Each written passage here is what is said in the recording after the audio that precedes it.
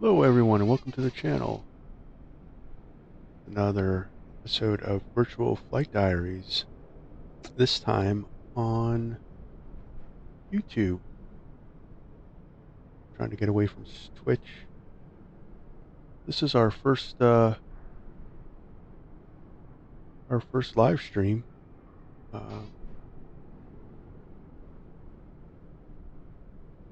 So fingers crossed, hopefully everything works out.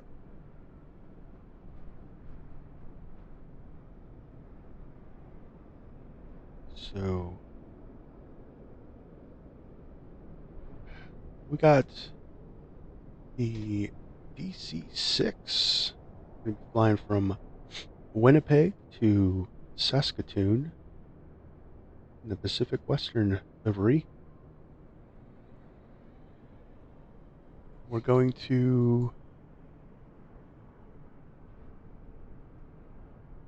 talk about the DC-6 and its systems and have some fun. So this flight was inspired by a couple friends of mine who live in Winnipeg. So this inaugural stream is for you guys. So let's take a look. So we have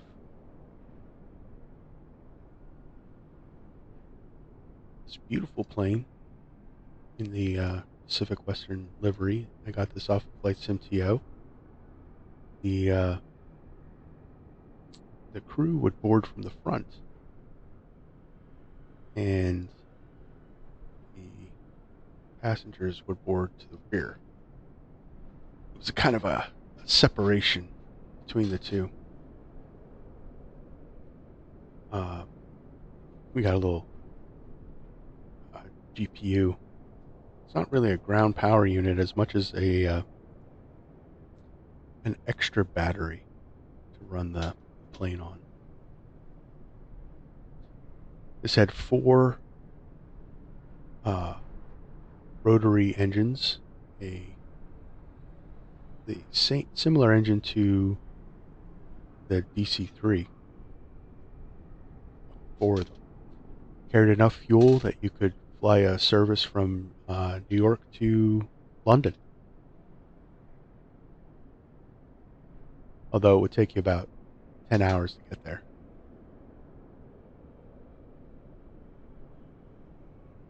All right.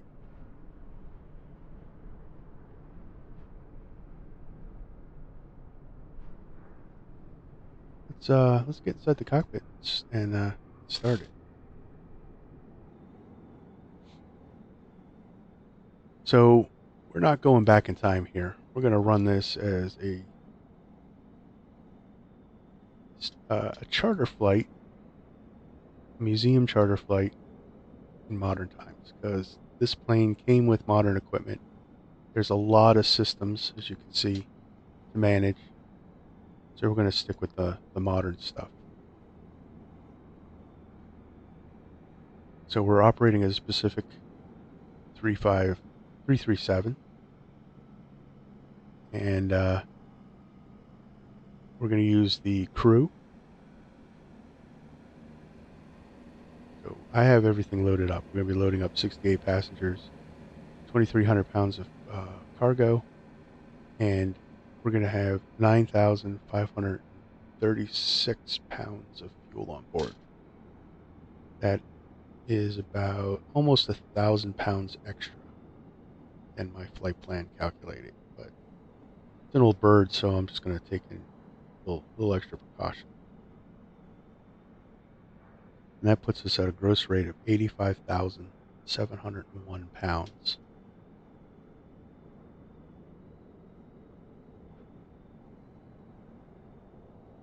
This is important because this is going to tell us whether or not we need to do a dry takeoff or a wet takeoff.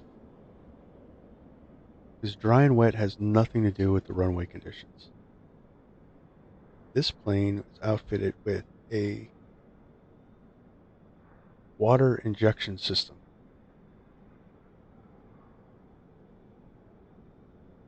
And what this did was injected water into the cylinders to increase the cylinder pressure and also to cool off the cylinder so that we could actually add more power. So if we were heavy, so normal, if you look at the manifold pressure, the normal takeoff is about 49 right here. With water injection, we could go all the way to 59 if we had to.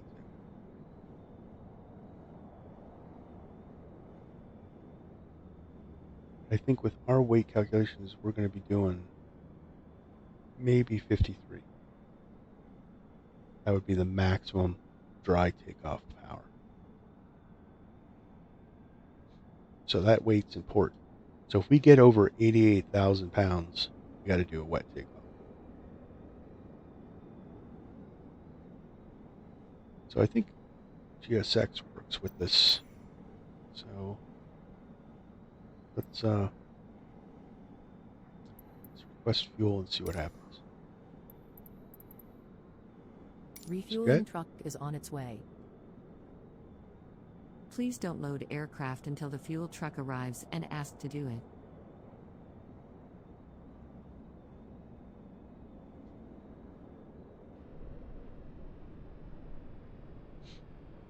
Our baggage and everybody waiting, standing by.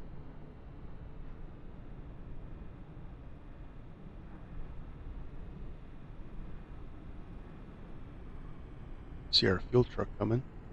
Load us up with that 9,500 pounds of avgas, which is a lot. And would be very expensive to operate. Fuel Especially truck is in position. This plane could load up full at like Please don't load 32,000. the fuel truck arrives and ask to do it.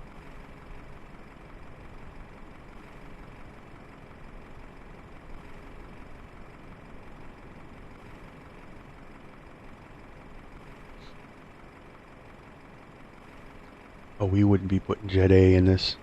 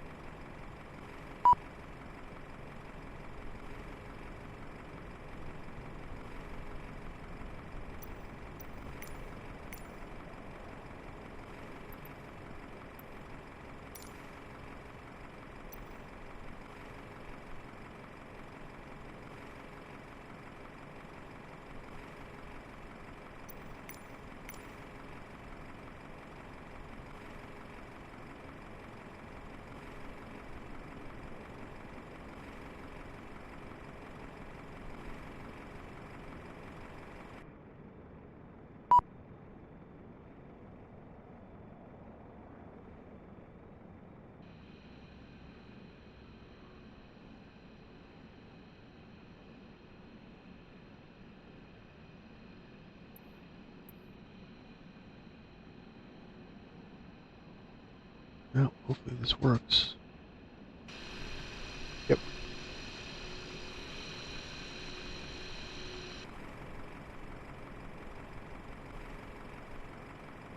Haha.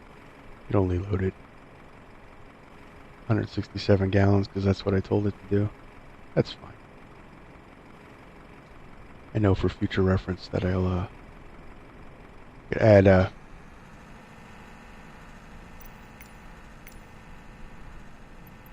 load passengers. Catering vehicles are on their way. Need some food.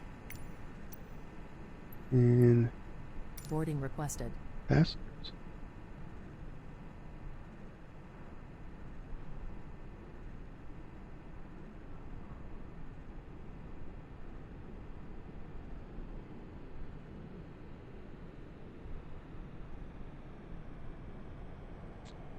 No jetways for this plane.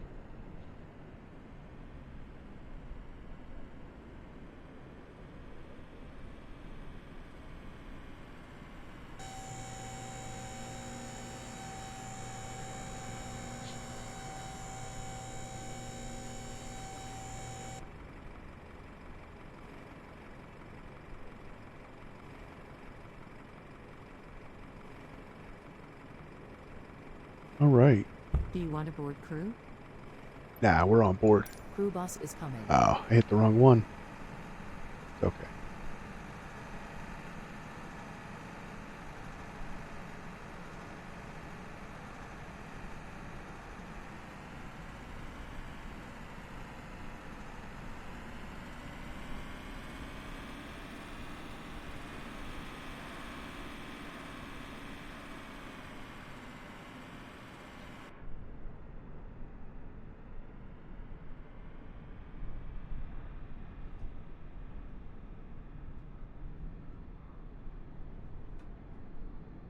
Got our food on board.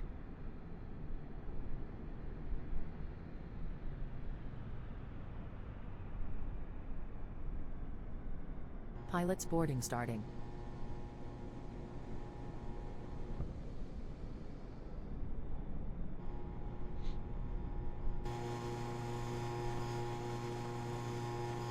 Oh, we wouldn't board from there. It's okay.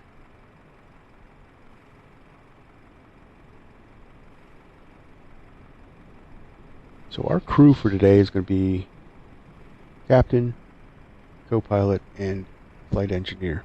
Crew boarding starting. Some versions had a radio operator.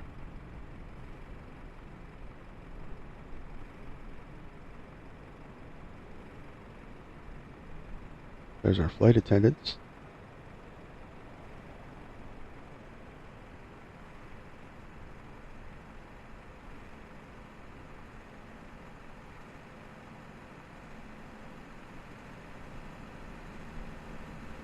Purser, flight attendants.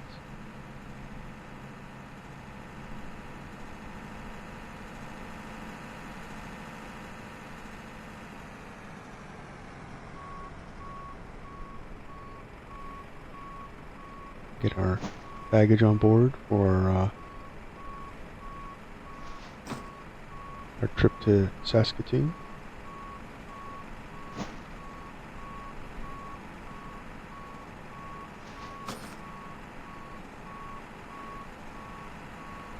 Your passenger's bus is coming.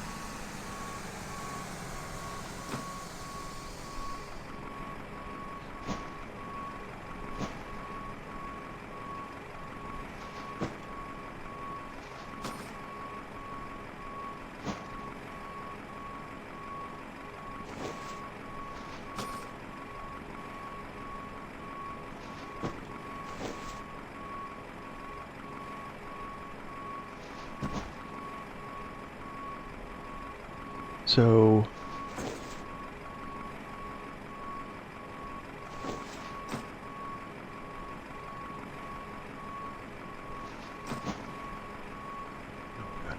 okay, so here we go. Passengers have arrived. Passengers boarding starting.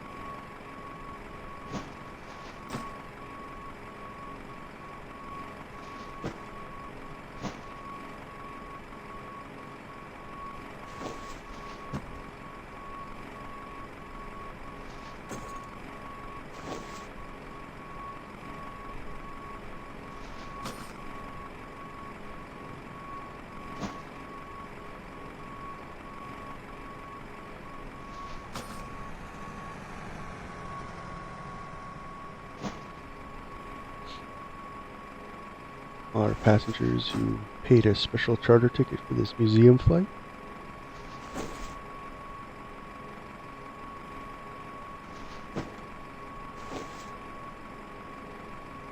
I'll tell you what, when GSX is operating, it's pretty cool.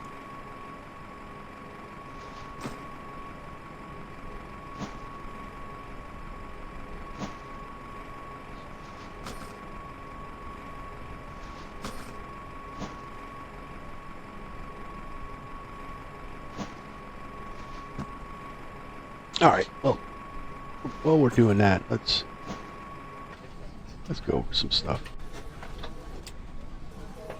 So our flight engineer sits in this seat. And his job was to manage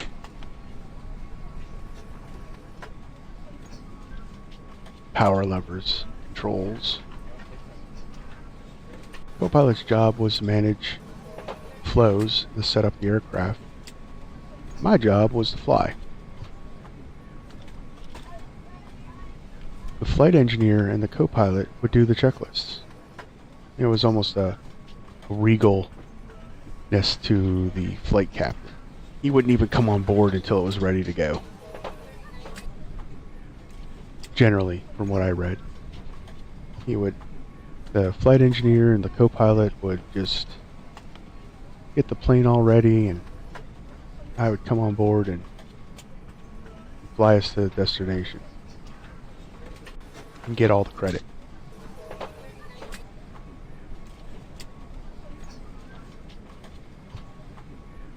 But I also would have been flying for a lot longer than these guys. Probably World War II hero, and would have a sense of awe with my presence.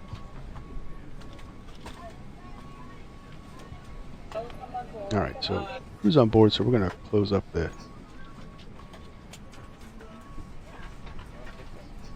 front of the plane. Start getting ready for our flight. Flight engineer would pull up the ladder, close the door.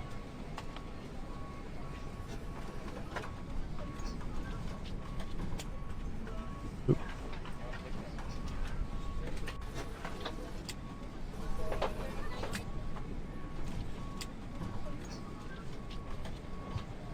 And then he would take the seat.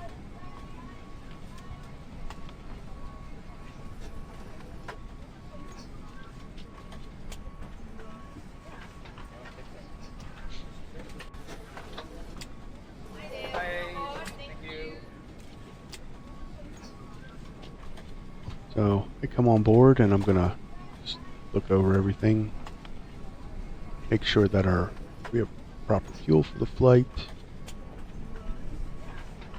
All the switches are in their proper positions.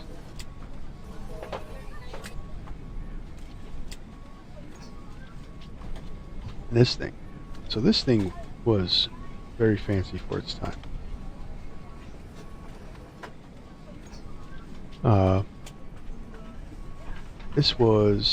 This housed not only the control linkages for the throttles, propeller, and the fuel, and the auto gyro, which was also a Spurry autopilot. We went over the Spurry autopilot system with the videos for the Capital Airlines flying the line in the DC-3. This was the next generation. It ran also with so this one was able to hold a beam, so I could tune in a VOR and hold that line instead of having to hunt for it with heading. It could hold the altitude instead of having to constantly adjust with trim, although it does use a trim system for holding the altitude, but it had the altitude connected to the gyro.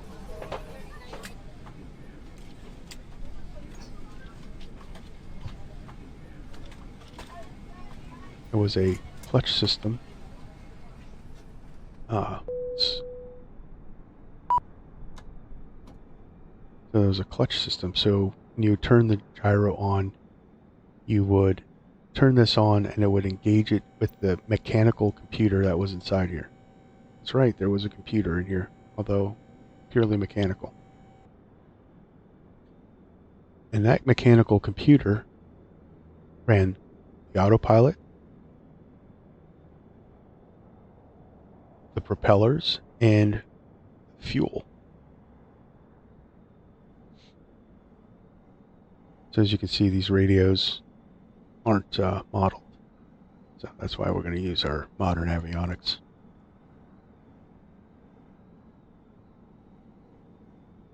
All right, let's see where we're at with boarding. Are we all on board? Boarding is complete. And all the doors are closed. Thank you, flight attendants. So with that, we're going to start setting the plane.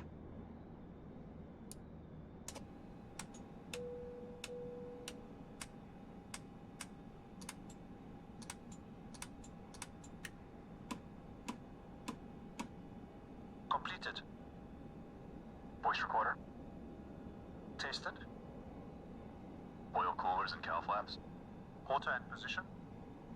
Fuel and fluids. Checked. Pressurization. Set. Manifold and duct pressure. Checked. Radios.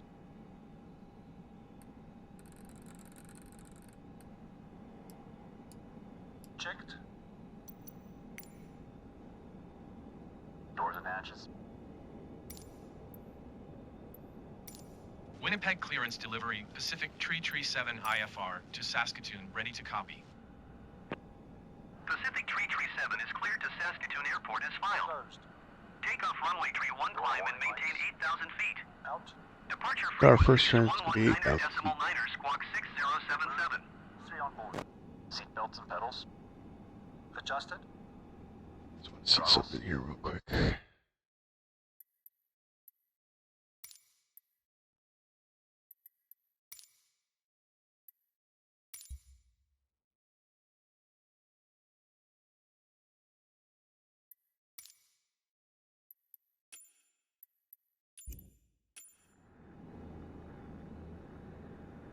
Set to idle.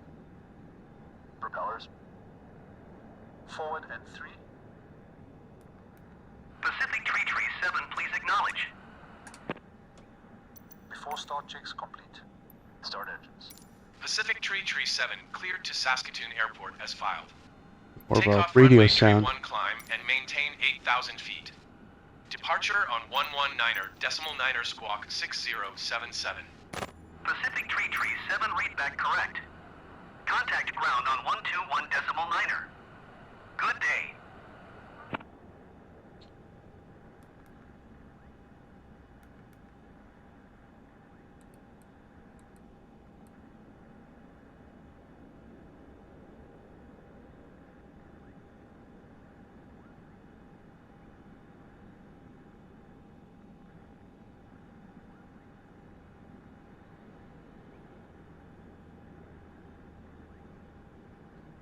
Gotta constantly, you have to have these preset views to operate this thing the best.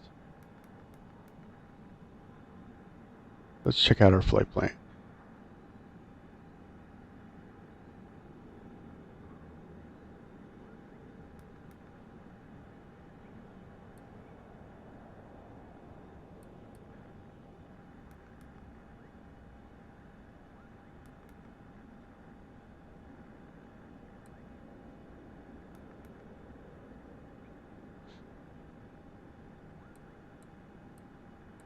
And we're going to go in runway 27.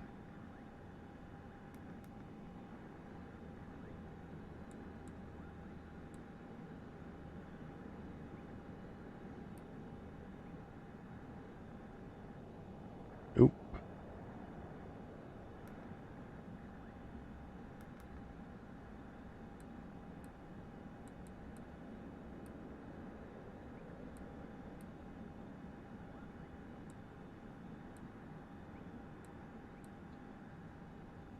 So our approach is the RNAV, and this plane is not capable of doing an RNAV approach.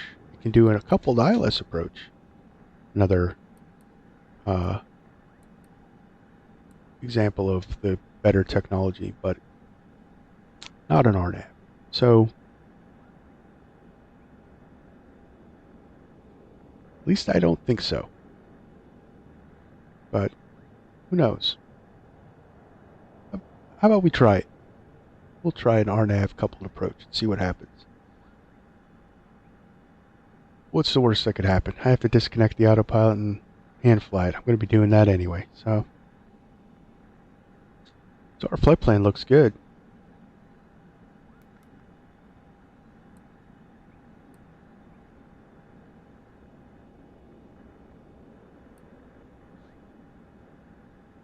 Our GPS is all set up.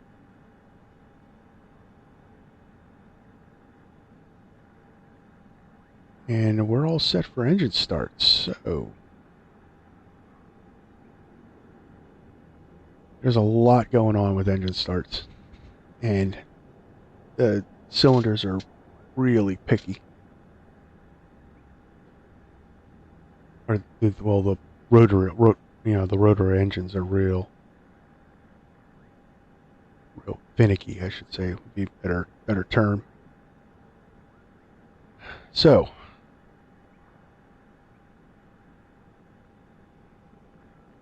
got to make sure our fuel pump is on and indicating. We're going to be starting engine 3 first. So also I want to, yeah, I had it set right.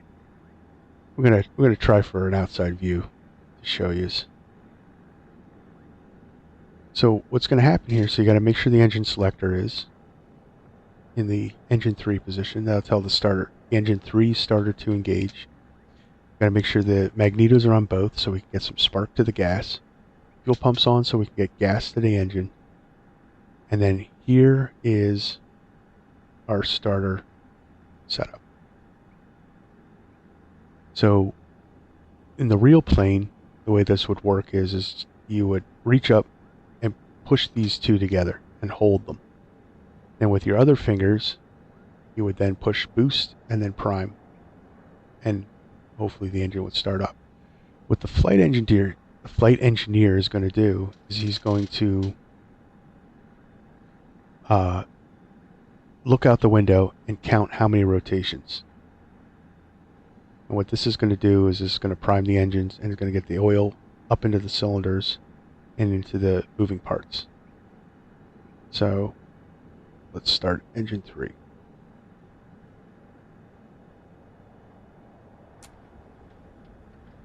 3, 6, 9, 12.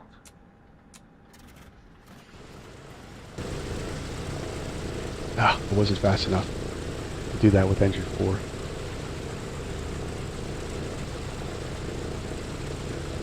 But looks like we have a good start.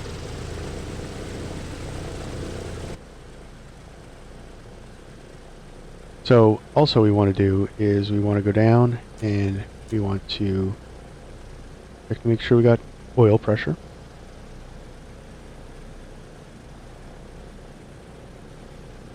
And that our RPMs are below 1,000. Don't want to run it too hard so that oil warms up, gets splashing into that engine. Because one of these engines will trash itself pretty quickly. Alright, so engine 4. I'm going to put that into the auto rich. Turn our selector to 4. Turn the fuel pump on. Check to see that we have fuel pressure.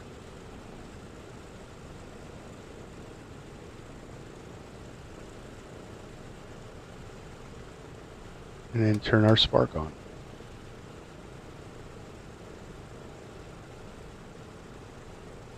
It's going to count 12 blades. 3, 6, 9, 12. There we go. Caught it.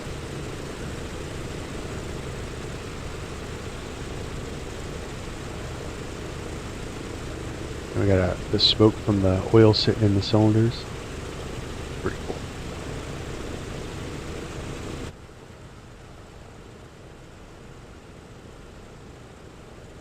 Alright, so we got oil pressure.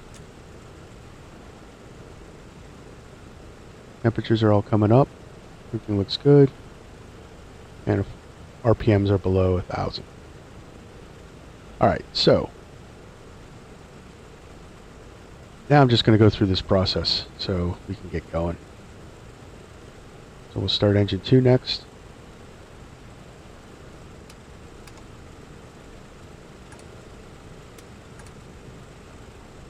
On. Select 2.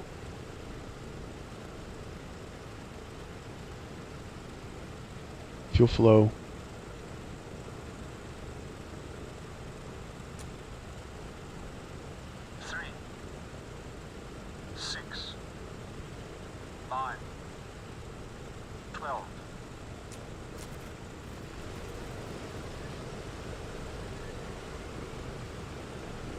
And we have a good start.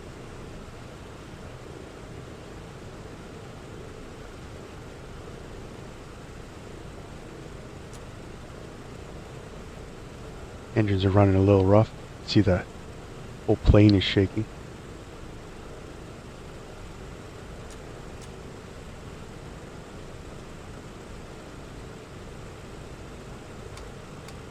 Start engine 1.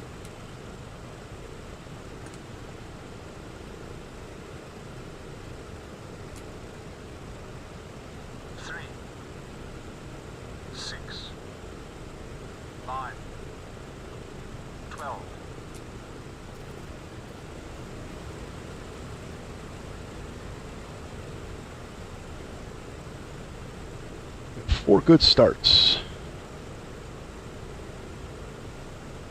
Fuel pressure is good in all 4. Oil pressure is good. It's coming up in all 4.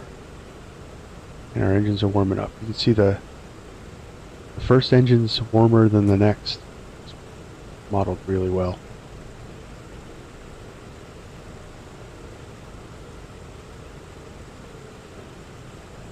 Alright, let's run the after start checklist. Start selected, boost pumps. Off and off. Battery switch. Plane entry. Generators and inverters. Checked and on. Emergency lights. Armed. Ground power. Removed. After start checks complete. Running through, setting it up, ready for taxi.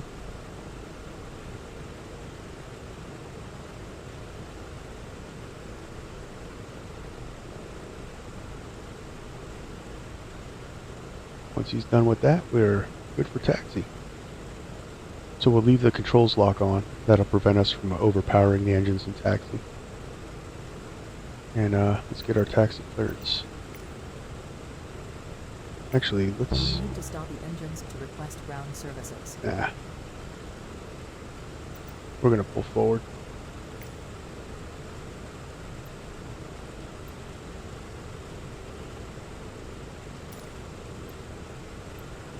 Winnipeg ground Pacific Tree 7 with India ready to taxi IFR. Pacific Tree 7 taxi to and hold short of runway tree 1 using taxiway Hotel Charlie. Contact tower on 118.3 when ready. Taxiing hold short runway tree 1 via taxiway Hotel Charlie Pacific Tree 7.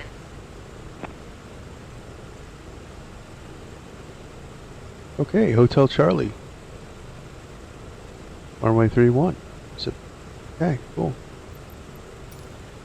That's all going. So runway 31 is out this way. So we're going to start heading out that way. So parking brake off. Give it some gas. All our temperatures aren't up yet, so we're gonna just take it easy. Remember, this is a 80, 90-year-old bird, so just want to take everything slow.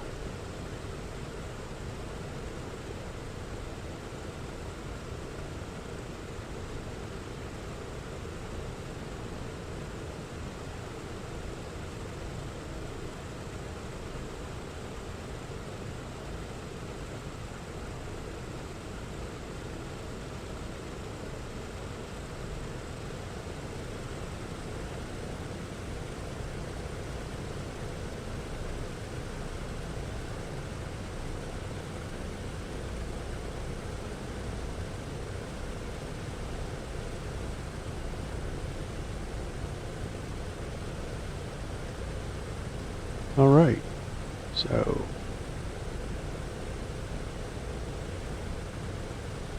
start heading over towards our runway.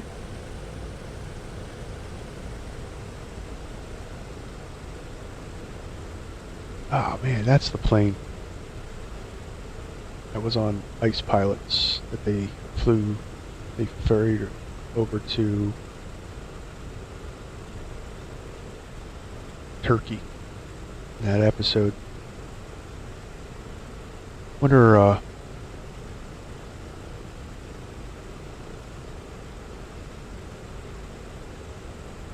what the name of that plane was. I can't for the life of me remember.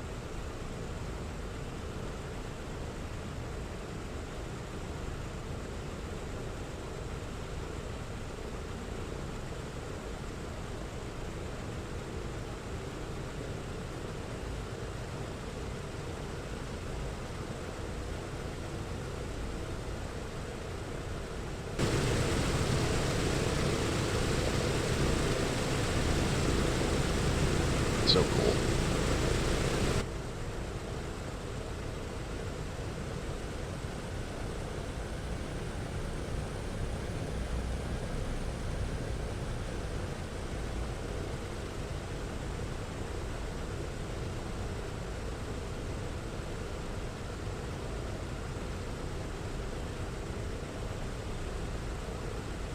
Definitely has a certain cool factor to it compared to, I mean, it's nice, those modern jets and everything like that, but just imagine, this was your airliner. There was no jets, no anything. You needed to go to Florida. It took you 4 hours to get there from the Northeast. But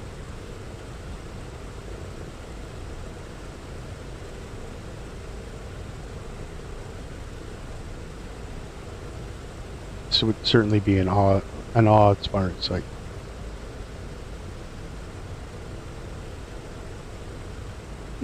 That's just my opinion. Alright, so approach the runway. Stop here for a second. I'm going to call for takeoff checks.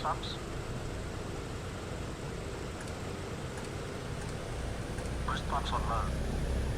Fuel selector and crossfeed. Main tanks and crossfeed off. Autopilot and carbide.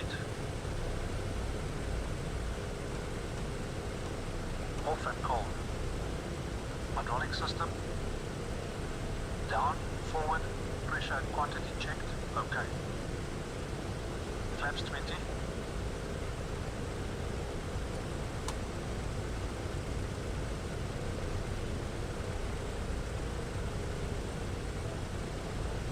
Flaps set to 20.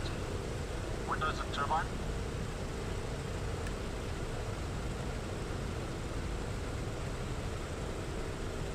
Closed and on. Controls. Winnipeg Tower Pacific, Tree 37 at runway Tree 1 ready for departure IFR to Saskatoon.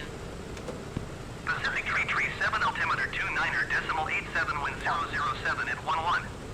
Cleared for takeoff, runway Tree 1. Reach and locked. So this is our outside temperature. Cleared for So takeoff it's runway Tree 1 snowing Pacific, Tree 37. On. Landing lights. about 10 degrees Celsius.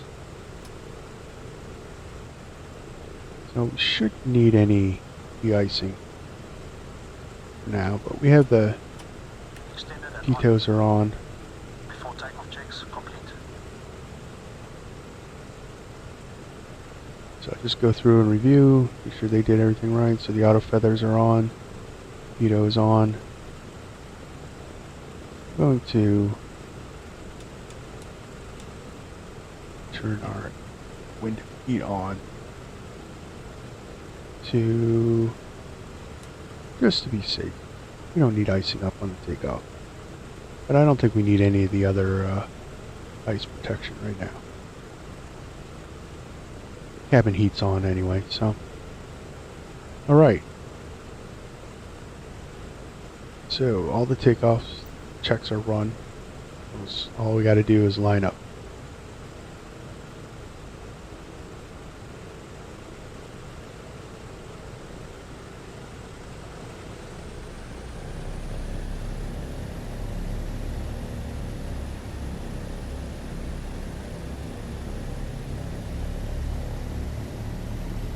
For those engines.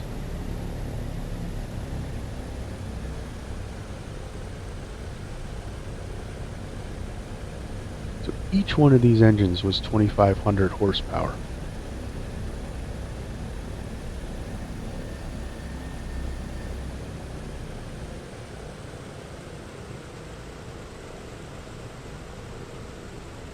I'm going to close the window.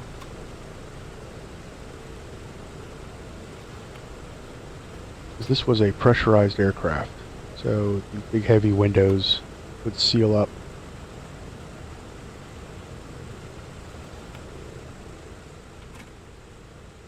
Got quiet.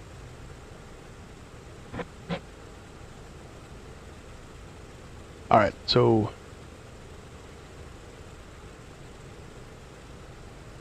I'm going to tell it we're doing dry takeoff. 30 inches stabilize. 30 inches stabilize. We hear the power up.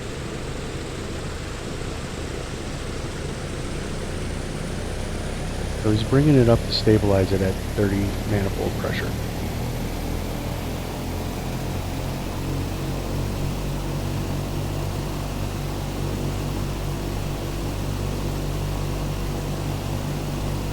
Once it's stabilized, then it'll bring it up to takeoff power.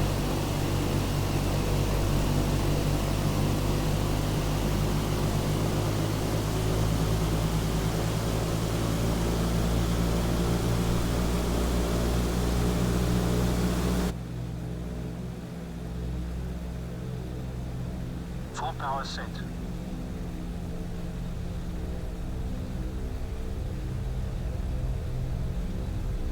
So this plane had a big wing, and it just needed a little bit off the ground to get in the air. We don't want to wrench it off the ground. We'll stall. There's VR. Tate.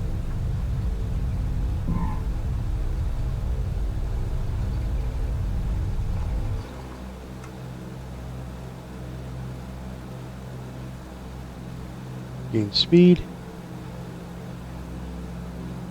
So our flight engineer is managing the power, so all we got to do is fly the plane. Gear selected up. Gear up, lights out. Flaps up.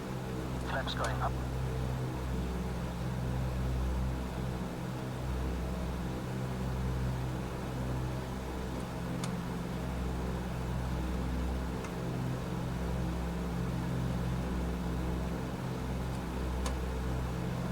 Meter power. Setting meter power, 48 inches, 2600 RPM. Trim it.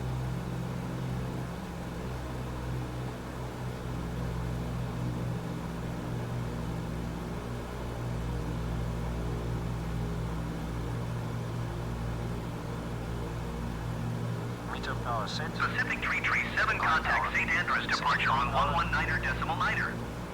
Good day. 119er.9er Pacific 337. Goodbye. St. Andrews departure Pacific 337 is passing 1,800 feet, climbing 8,000 feet. Pacific 337 St. Andrews departure altimeter 29er.87 radar Oh. contact. Continue to Alcog. Turn the autopilot on.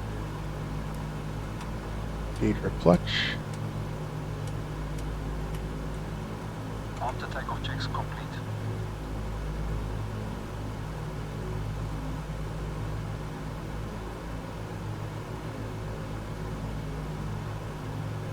So our climb out's going to be about 1,000 feet per minute.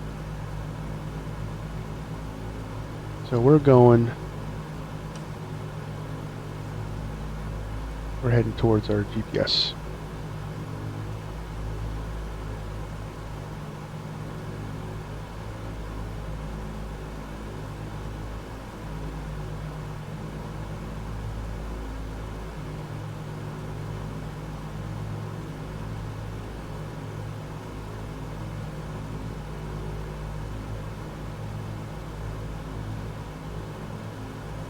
Set our climb out.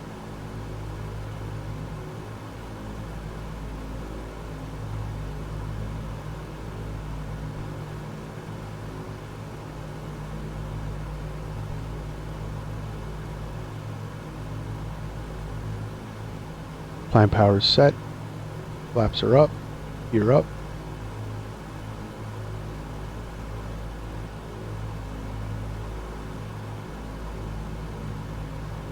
Good. Check our fill. So we have nothing in the auxiliary tanks, so we won't be switching fuel out. The top of our climb is 12,000 for this flight. So the co-pilot's going to manage our pressurization. That's this stuff right here. He should have set everything for us.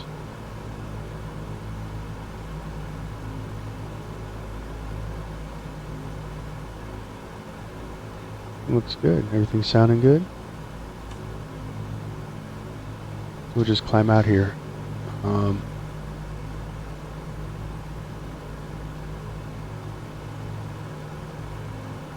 Actually fairly decent weather. Winnipeg.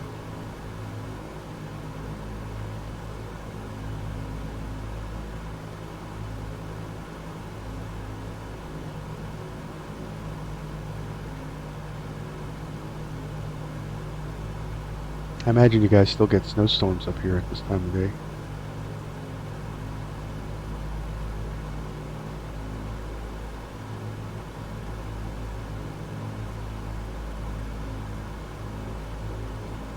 So our temperature's dropping.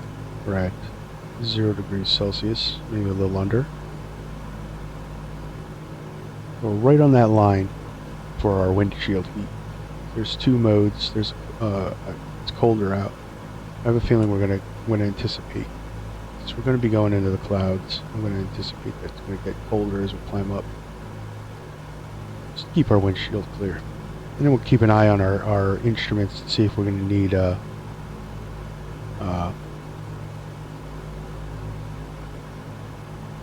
Pacific 337 climb and maintain 12,000 feet. any wing or prop de-icing. Climb and maintain 12,000 feet Pacific 337.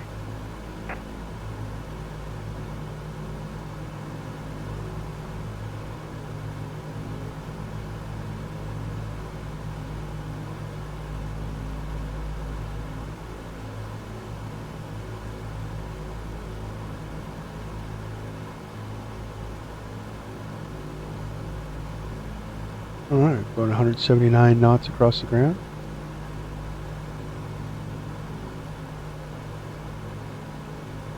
Showing just over 2 hours. That's going to drop. As we get faster, I'm anticipating maybe an hour and 30 minutes to our destination.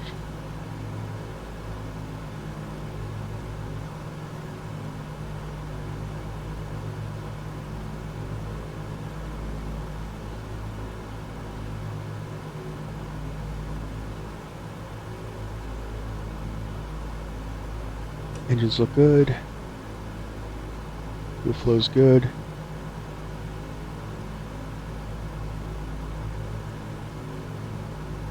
I'm looking like a rock star. That's why you call me the captain.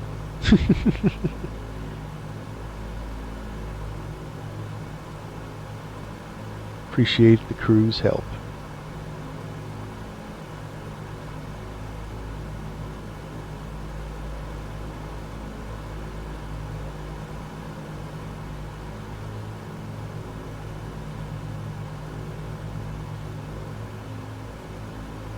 Maybe the fourth person was a navigator. I said radio operator, but I think the fourth person would have been a navigator. Pacific 337 contact Winnipeg Center on 118.0. Good day. Going to 118.0 Pacific 337. Winnipeg Center Pacific 337 is passing 8,500 feet, climbing 12,000 feet. Pacific 337, Winnipeg Center, altimeter 29.901, radar contact. Continue to depth me.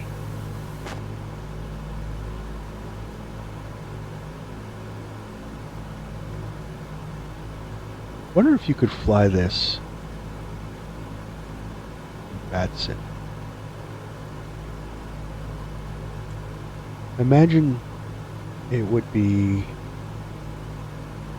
hell for the controllers, because I need specific downtimes. You know, I need to be able to descend at a shallower rate than a jet, or even like a Cessna.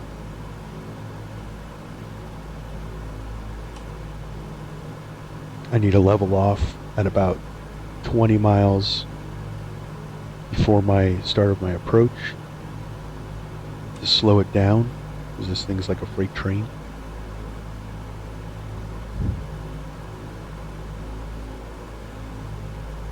Wonder if anyone ever flown this on VATSIM.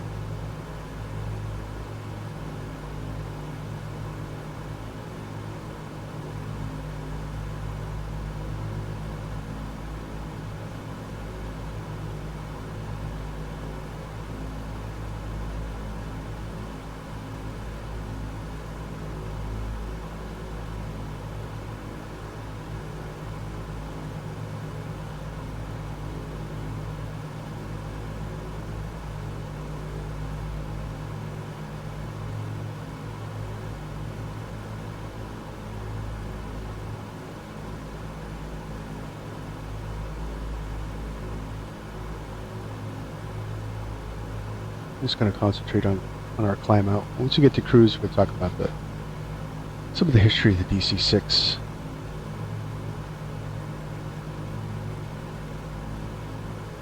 And the airlines that are still flying it today. Yes, it's still in operation.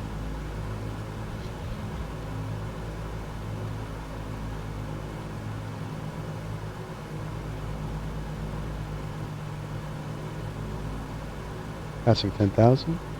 Landing lights are off.